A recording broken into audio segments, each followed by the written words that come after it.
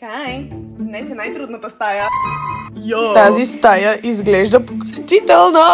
Фак, малко нямам глас, докато правя този войсовър, съжалявам. Значи в моя защита тази стая не изглеждаше толкова зле, когато започвах чистенето. Просто съм натрупала много неща, които намерих и докато чистих кухнята и хола също. Започнах да разпределям абсолютно всичко, което намерих в различни органайзери за скинкер, за грим, за аксесуари. Всичките тези бюти неща ще отидат в новото ми шкафче. След като организирах всичко по кутии, ги изнесох от стаята, за да мога да изчистя пода, зад мебелите и вътре в шкафчетата. И най-накрая беше ред да изчистим тази ужасна зона при пералнята. Това е нещото, което най-много дредвах в целия апартамент. Добре, може би беше гардероба и пренареждането на гардероба, което е следващия епизод, но да. Това също не беше никак забавно. Изчегъртах стените, изчистих го много добре, отне много дълго време, но много се гордея с финалният резултат. Продължих с почистването на всичките повърхности и всичките мебели с препарат вътре в шкафчетата и навсякъде. След което най-накрая беше време да стартираме конструкцията на новият ми шкаф. Не знам как успях да го намеря, но то е едно към едно с другият шкаф, който беше тук, когато се нанесох. Вече беше около 2 или 3 часа, затова гледах целия да го построя върху тази малка постелка. И сега ще видите колко перфектно си мачват двата шкафа.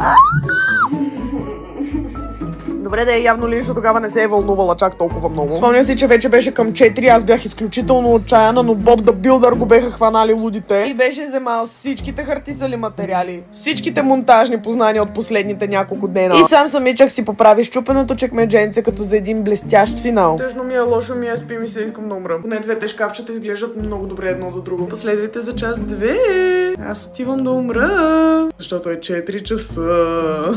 Бай!